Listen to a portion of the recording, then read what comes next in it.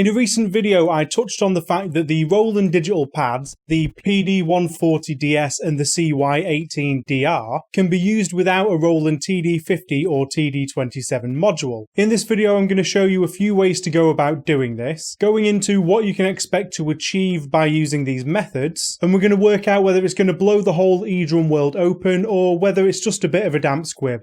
Let's get to it.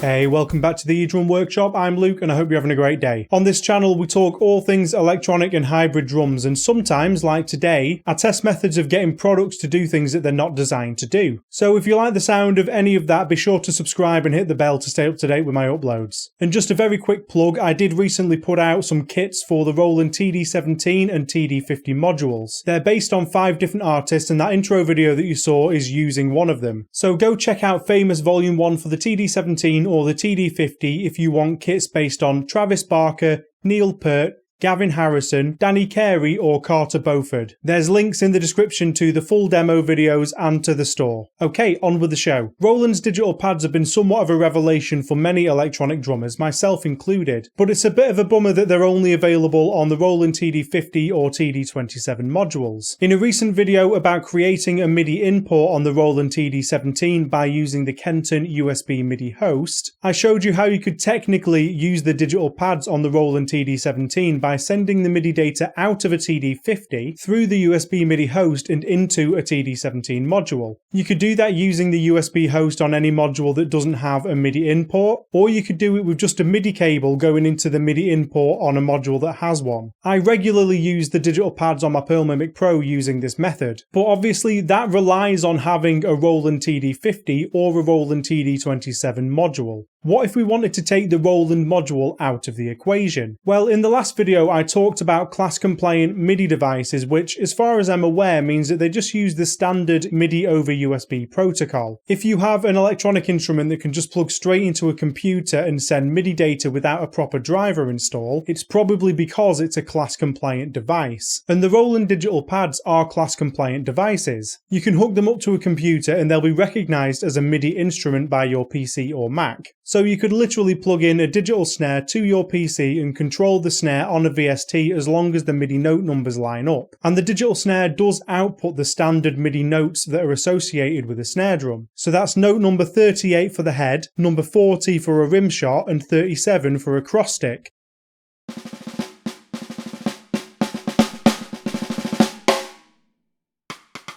And the digital ride also uses the standard notes associated with a ride. Number 51 for the bow, 53 for the bell, and 59 for the ride edge.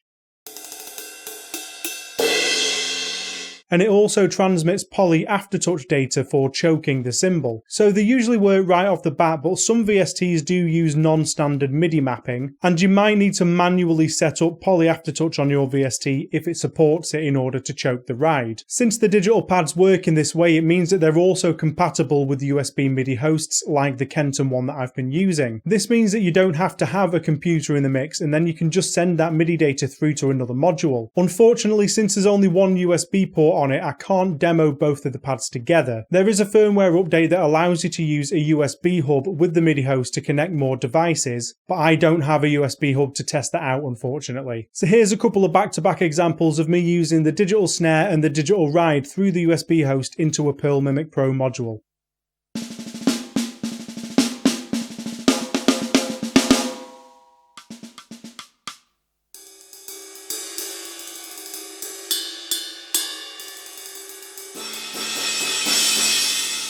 As you can see, it works, which is brilliant. So let's all go out and buy digital pads, a USB host, and use them on any module, right? Of course, it's never that simple. There are some limitations of doing this, and unfortunately it means that you don't get the full functionality out of the pads, and you don't have access to all of the parameters that allow for accurate triggering. So let's get into what those downsides are and what it tells us about the role of a Roland module in making the digital pads what they are. The first thing you might notice if you try it is that you don't get all of the articulations out of the digital pads. One that you may or may not notice depending on whether you're hooked up to a module or a PC is that there's no position positional sensing available. Now this isn't really a big issue if you're connecting to a module like a Pearl Mimic because they don't support positional sensing anyway, so it's not like they were just going to magically give you a function that didn't exist. However, you still don't get positional sensing out of it even if you plug it into a computer and use a VST that supports positional sensing. Although the digital pads do some kind of processing inside the pad in order to send out MIDI notes, the analysis that gives you the positional sensing seems to be contained within the modules.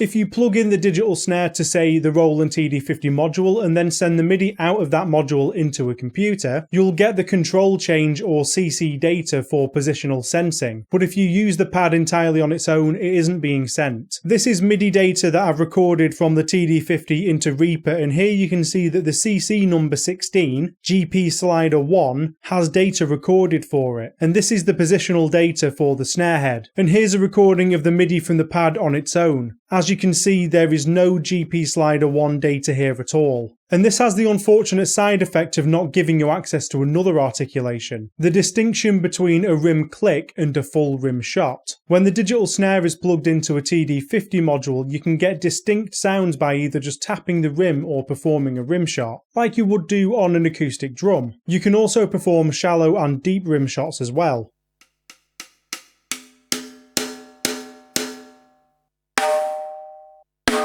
However, this articulation seems to be dictated by positional sensing as well, so therefore it's not sent by the pad. You do still get the cross-stick detection by placing your hand on the head though, which is cool, and this sends out its own distinct MIDI note that's recognised by a module or VST. Using the digital ride in this way might be a problem for some people too, depending on what module or software is receiving the MIDI data. On the Mimic Pro, for example, Roland's method of using aftertouch for cymbal chokes isn't supported.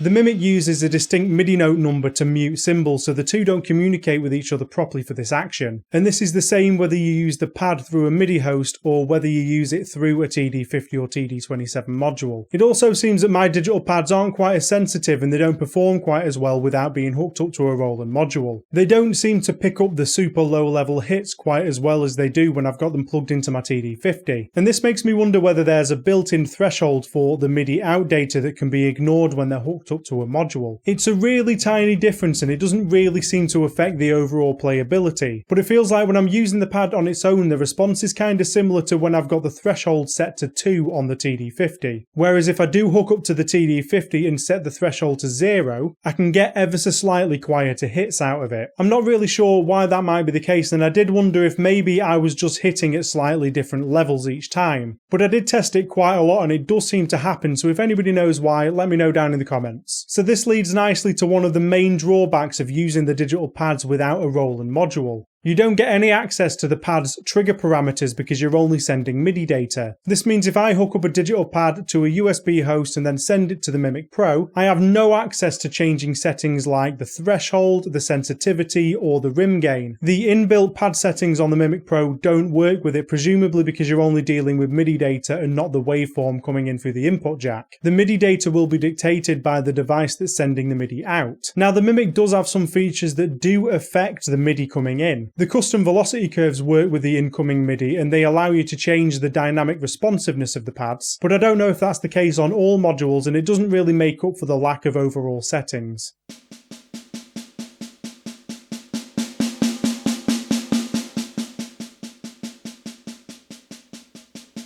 And not having access to more technical settings like the head rim adjust has been problematic for me as well. This setting controls the point at which the module decides to swap between the head and rim samples. And it's a very useful setting for some pads because sometimes stray ghost notes can be picked up as rim hits. And unfortunately I've been getting these missed triggers both hooked up to the PC and to the Mimic. On the PC I could very easily replicate this problem by playing quick flams.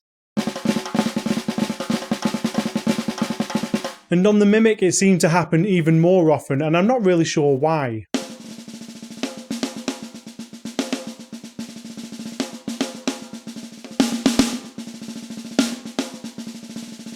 But when I originally hooked up my pad to the TD-50, I just boosted that head rim adjust setting a little bit from the stock settings and I never really had that problem again.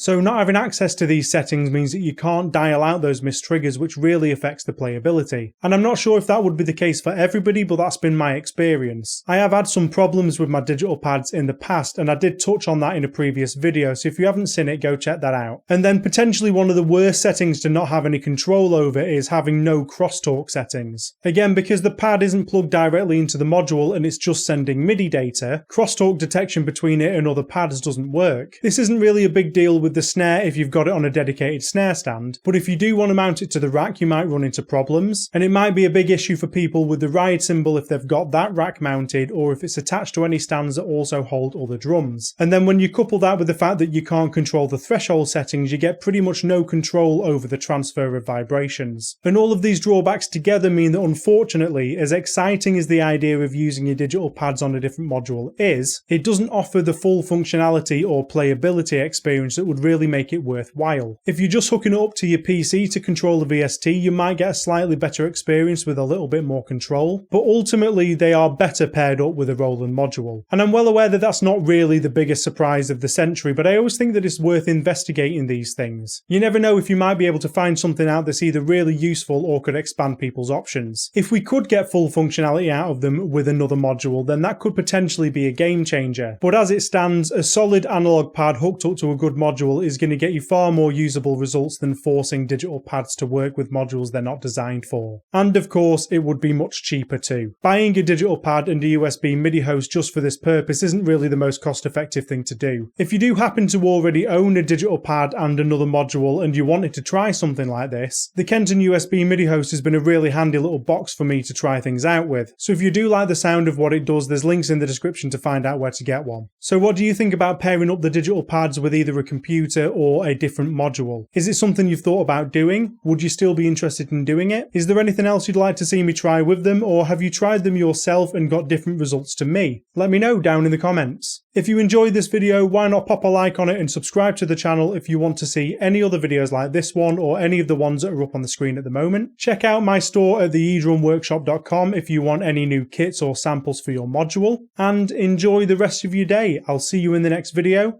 Cheers!